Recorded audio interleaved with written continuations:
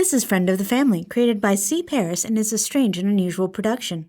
Please visit our website at strangeandunusual.com. That's STRANGENUNUSUAL.com. Thank you.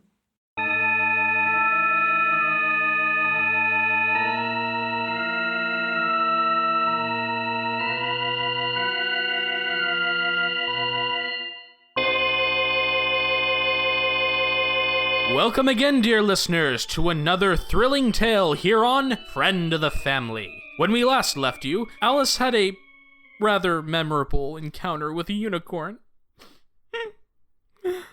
But we begin this story with Alice's great-grandmother, Marjorie Belford, and her great-uncle Lawrence, discussing the hunter's change in demeanor. Lawrence, dear, how does Alice seem to be doing? Terrifically. On her last couple of missions, her costs were down 35%. Partially due to her resolving encounters in about 75% of the time. That's nice, dear, but I was actually talking about her emotional state. Oh, well, I'm afraid she's been a bit down about that. But I'm sure she'll recover soon. The young tend to do as much. That's true, but no one can nurse a hurt quite like a teenager. Normally, for such things, I'd recommend a trip to Asmodeus's bedchamber to take her mind off things, but... They don't seem to get along. Perhaps they haven't built up enough dramatic tension. It's a shame he's so good in bed. There's one thing that he used... Could we discuss something else, Mother? Preferably anything else? Oh, don't be such a prude, darling. What have her assignments been like lately? Do they not take her mind off things at all? Just the odd ghost or two, and there was a gremlin infestation in the theater last week, but for the most part there have not been any major events. Well, there is one thing, but I'm still looking into it. I haven't determined what sort of creature may be responsible for the attacks yet. Do go ahead and let Alice check it out. A little detective work may help clear her head. But proper research is what keeps us from sending the hunter on wild goose chases as we did in the past. But there have been almost a dozen. I'd say that's pretty definitely something going on. All right, I suppose I'll send Alice on her way. We once more join Alice and Asmodeus on their way to hunt some sort of supernatural evil, though tonight they are not quite sure what they are up against. Yet. As Alice drives to the charming, cozy, and above all budget-conscious bed and breakfast that Lawrence has booked for them, they review what little information they have. What do we know about this thing again? Also, why do we not have a proper hotel? We don't have a hotel because of what you did in the last one. The only thing we know for sure is that there's been a drop in the local homeless population. I did a little checking, and I found that a local shelter was just closed when the authorities found human remains in the food. Well, that puts forth one interesting theory as to what is occurring. You have to admire the efficiency of it. You're terrible as usual. Your insults lately have seemed to lack their usual attempts at wit. Not that you are ever a pleasure to be around, but your sad sack behavior is getting even more grating than your typical attitude. What is your panties in a twist anyway? You know damn well. The head thing was crossing the line even for you. Even for me. For God's sake, you're still upset about that? That was weeks ago. You just fucking wait until I find something you love. Please, there is only one thing I love, and you cannot be the hunter if you kill me. Anyway, on to better conversation topics. What do you think it is, another necromancer? Unlikely. I do not see why any necromancer would waste perfectly good body parts. Well, what if what showed up in the food was part of the reject pile? It's easier to reanimate with pre-rotted body. What would possibly make the reject pile? Fine, what do you think it is? I hope that it's a Rakshasa. The last time I fed off one of those, I hallucinated for a week. That seems pretty unlikely in Minnesota. If it's not a necromancer, then I think it's a Wendigo. Those traditionally eat people, not serve them? Unless it was trying to multiply. Forced cannibalism is one of the steps in its reproduction. It can't be a Wendigo. Why the hell not? First of all, you came up with the idea. Second, mystical vampire powers. Also, a Rakshasa would be neat. You're so fucking full of it. Thank God we're finally here. Alice parked the car outside of the tiny bed and breakfast. The exterior gave Alice a sinking feeling, as there seemed to be very few rooms available. As she walked in the front door, another patron who was standing at the front desk caught her eye. It was a woman. with long black hair hanging down to her waist and dressed to the nines in an expertly tailored business suit. A vision of style, poise, and grace, she was actually rather out of place in these economical, if clean quarters. You're sure you don't have any suites available? Sorry, ma'am. We don't really do suites here.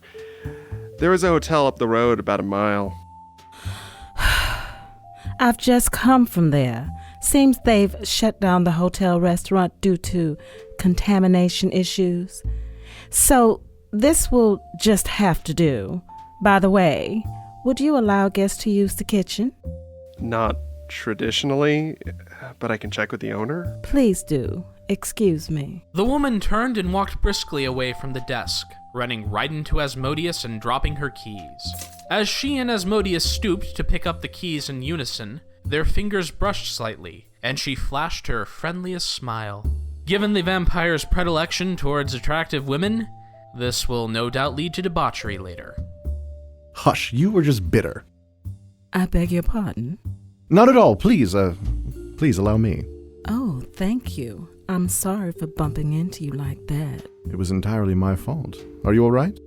I'm fine. Thank you. His hands moving faster than the untrained eye could perceive, Asmodeus pulled a card from the woman's small purse. He stepped just out of her way, forcing her to brush against him slightly as she left. She paused momentarily to give him a sideways glance as she passed. It's been a pleasure. It certainly has.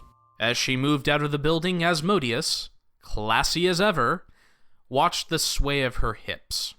Alice rolled her eyes, having been around Asmodeus long enough to know she didn't want to be around Asmodeus. She approached the clerk at the front desk.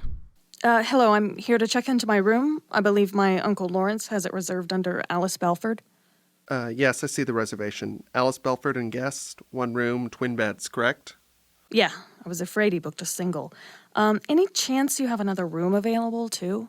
No, terribly sorry. Miss Fell over there took the last one. It's all right, it's not your fault. Do you happen to know if the Heavens Help food shelter is nearby? It's not far from here, across the way from the hotel, but they've shut it down due to complaints of gross food and contamination issues. I know, I just need to check it out. Why on earth would you need to check it out?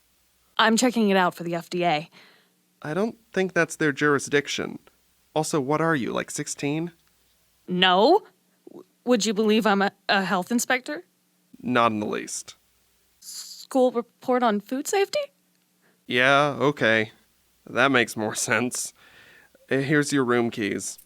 Have a pleasant stay. While Alice got the room keys, Asmodeus had other plans. 3, 2, 1. Asmodeus left the building and ran after the woman, holding her driver's license out in front of him. Excuse me, Annabelle? She whirled around, and a smile quickly formed as Asmodeus approached. Oh, my ID. It must have fallen out of your purse. Thank you. Call me Asmodeus. I know, it's such a weird name. I'm Anna. Annabelle, I know.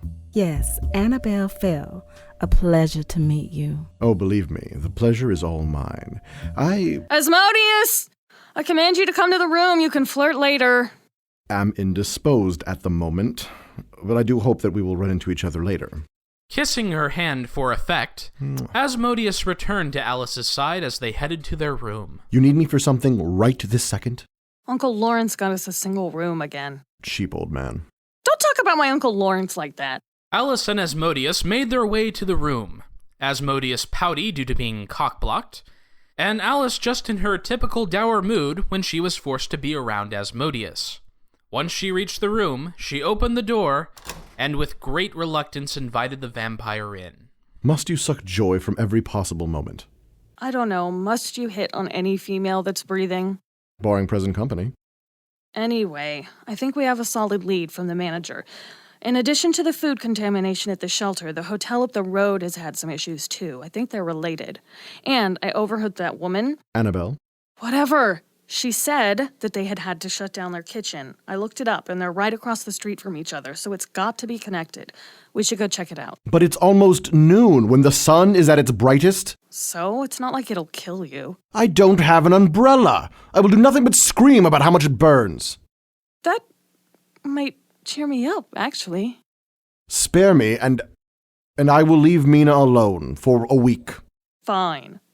Don't make a mess or break anything, or I swear Uncle Lawrence will force us to start sleeping in the van. After Alice departed, there was a knock on the door. Asmodeus went to answer, and there found Annabelle, leaning suggestively against the doorframe. Hello, Asmodeus. Annabelle, I was wondering if you'd like to come to my room for dinner tonight. I would be delighted. You're sure your... Business associate, nothing more. She wouldn't mind. I would not care if she did. She's more of a subordinate, really. A loathsome, vile co-worker who I am forced to put up with. Oh, good. I was afraid there was something between you two. Just shared animosity. What time is dinner? Let's say 8. How shall we pass the time? You'll have to let me cook first. I have every intention. I bet. My room, end of the hall, 8 o'clock. 8 o'clock it is then. Ciao. Meanwhile, as Asmodeus began to prep for that evening's dinner, Alice went down to investigate both the shelter and the nearby hotel. Her results at the shelter were a little less than fruitful, as the place was completely boarded up. Normally she would attempt to break in to see what clues she could find, but there were too many people around. She hoped that she would have somewhat better luck at the hotel. Spotting a helpful-looking concierge, she walked up to the front desk. Yes, miss? How may I help you? I had some questions about the hotel. Oh, I'd be happy to answer any questions you might have. We are one of the finest establishments in the city, and all our rooms have complimentary satellite stations, guest safe, and minibar. Some of our select rooms also have espresso makers. We also have a heated pool, jacuzzi, and guest exercise room. Oh, and complimentary Wi-Fi. What about dining? Oh, I'm afraid our hotel restaurant is closed at the moment, but we have many nearby dining establishments. What happened? Oh, just renovations. Yes, renovations. Nothing to worry about. Oh, it wouldn't have anything to do with a large, indescribable beast in the area, would it? What? No. No strange and unusual goings-on? Missing employees? Maybe something weird in the kitchen? I can't help but feel you aren't actually interested in the accommodations here. I think you should leave. Alice was escorted out of the hotel with the help of a couple of security guards and tossed into the pavement, not that far off from a nearby homeless person. Hey, miss, got any spare change? No, sorry. It's okay. Seems like nobody carries change anymore. Hey, I've seen you before. Trying to get into the shelter? Getting kicked out of the hotel?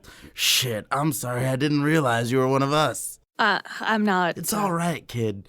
Must be pretty new to you since the clothes still look good. But you gotta be careful. This neighborhood ain't safe no more. No? Do you know anything about what happened at the shelter? Only that the food went way, way downhill. But my friend Sam Gorey and I used to go every night, but now I ain't seen him in days. I know he didn't get taken in by family, 'cause he didn't have any. I doubt the poor crazy bastard got a job. We've been disappearing right and left, but nobody but us street folk give a damn. I'm sorry. I lost someone close to me recently, too. It's just life, kid. But you gotta watch yourself. A whole lot of bad things can happen to a young girl out here. Thanks. But I'm really not homeless. I'm just from out of town. You know, I think I found $20 I don't need. Why don't you have it? Well, bless you, sweetheart. Alice made her way back to the bed and breakfast, aggravated that she had been so unsuccessful in gathering information. She reflected on the fact that this was another aspect of the job that she seemed to be struggling with. When she entered the building, she went directly to her room, unlocked the door, and slammed it shut behind her. Well, that was kind of a bust. I can't find anything suggesting a Wendigo. They can't appear human, so if one was around, somebody would have seen a creature or mistaken it for a dog or something. Told you it was not a Wendigo. What about a Rakshasa? They shapeshift. It's not like a Rakshasa to attack randomly. They would have gone for sinners or the unfaithful or something, not random hobos. No matter what your stupid vampire senses say. It was just a guess. Anyway, we're going back tonight after sunset when there are less people around so we can check the dumpsters for clues. Ooh, as much fun as it sounds to go dumpster diving with you, I have a date. A date? We're on a mission. Precisely. It's with the woman down the hall. You were suspicious of her, so think of it as reconnaissance. We will be having dinner at 8. Dinner? You can't eat regular food. I most certainly can. I will have to expel it orally a few hours later, but it is a sacrifice I am willing to make. Wow. Eating food to bang a chick. Your dedication to the mission knows no bounds. But you know what? Fine. I'd rather investigate dumpsters than deal with you here. I wouldn't want you hanging around trying to listen in anyway. Shut up, or I'm going to expel things orally. Oh, you are becoming feisty again. On second thought, it's more annoying than the sad sack. Let us skip ahead to 8 in the evening, dear listeners. While Alice is knee-deep in restaurant waste in the dumpsters behind the hotel, we find Asmodeus about to knock on Annabelle Fell's door. And if this heads the way I think it will, we may pursue the less grotesque option and follow Alice. Your jealousy is apparent, little man. I wonder if you and Alice do not have more in common than I previously expected. The door opened, revealing that Annabelle had changed out of her business suit and into something a little slinkier. Her mid-thigh gown hugged her in all the right places. Lord knows I wouldn't be here if she couldn't wear a dress like that. I'm sorry. Lord knows I wouldn't be here if you couldn't wear a dress like that. Flatterer. And a great many other things as well. Your timing is impeccable. Please come in. I've just retrieved dinner from the kitchen. Oh, I did not know they served dinner here. They don't, but I persuaded the clerk to let me use the kitchen. I can be very persuasive. Oh, I'm sure you can. Annabelle went to the table in her room, laden with covered dishes. Asmodeus followed as she went and lit 2 candles in matching silver candlesticks. Asmodeus sat down, somewhat eager for the meal. It was rare that he deigned to feed on normal foodstuffs, but one look at Annabelle's dress said tonight may be worth the unpleasant after effects. As she sensuously lifted the lids to the trays, That's odd. I think I smell... Asmodeus quickly felt his excitement disappear. The smell, which had previously been held back, now overwhelmed his nostrils. My God. What is it? I've never seen such an array before. Why, thank you. I made everything from scratch. Tonight we will be having a rump roast in a port and mayonnaise gravy with fingerling potatoes in a cinnamon vinegar sauce. My own recipe. Oh, that's disgusting. You don't say. I've been looking forward to this all day. You have no idea how much I enjoy watching other people eat my cooking. That must be a rare pleasure. You know, come to think of it, I will not be eating any of this. What? What do you mean? Give it a try. I just know you'll love it. I highly doubt that. You are very attractive, but not near enough so for me to attempt to choke that down. And with that, Asmodeus began to go for the door. It seems that sex is now off the menu. Oh, must you pun? Pun? What pun? And where are you going? The least you can do is try dessert. Well, if you mean... Annabelle retrieved a tray from the table. It appeared to be some sort of mousse, but with a patchy brownish red color.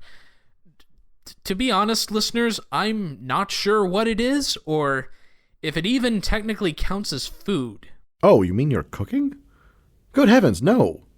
I may have actually preferred to have gone dumpster diving. Well, if you can't stay for dinner tonight, then I'll just have to have you for dinner tomorrow. Terribly sorry, my dear, but no. I don't mind the ingredients. It's the execution that's revolting. It's poor manners to refuse a lady's invitation, Asmodeus, so I'm afraid I'll have to insist. While Asmodeus was distracted with insults and mild nausea, Annabelle buries a knife deep into Asmodeus' stomach. The vampire looks at her, completely unharmed. He raises an eyebrow and cocks his head questioningly. Well, this is awkward. That doesn't usually happen to me. Were you intending to kill me and then eat me? A little, yes. Is that a problem? Honestly, I find you a little more attractive now. I have always appreciated a killer instinct. Thank you. And if I may ask, that blow didn't seem to kill you. Why is that? Well, I am technically dead already. I am vampire. Take a breath. I know it can be a lot to take in. No, that makes sense. And honestly, I find you a little more attractive. Oh, and that must be why you didn't care for my cooking. You can't eat human food. Sure. But the main reason is impatience. You in that dress is just a bit too much for me. I am a devotee of indulgence, and I don't see how I can be expected to concentrate on much of anything else. Now, I appreciate the time and the effort you took. Your hair, your makeup, all the careful and practiced attention to detail, all to create an already desirable woman into the temptress before me. I'm flattered, awed by the achievement that is you here before me. How can you expect me to wait a moment more before I... Asmodeus, leaned close to the very still Annabelle and whispered something very forward into her ear. Do you bite? Absolutely, among a great many other little delights. And with that, Asmodeus whisked Annabelle off of her feet and carried her to the bed. As he picked her up, she dislodged the knife from his belly and tossed it over her shoulder. It sank with a sickening sound into the remains of the meal, and before I become completely nauseated, let us cut to a few hours later when Alice has returned from the dumpster. Covered in various remains, she encounters Asmodeus on the bed. I didn't expect to see you here. I guess dinner didn't go well? Not the dinner part, no. I have not encountered a worse cook in 400 years. So we opted to skip dinner. Well, she did. I am rather satiated in all respects. She let me feed a little. Don't worry, just a juice box for a job well done. Thanks for sharing. Doing some actual work at the hotel, I found dog tags that belonged to Sam Gorey, a homeless man who frequented the shelter. That's a solid link. There's security cameras in both alleyways around the buildings. I snuck in and watched some of the tapes, and I got lucky.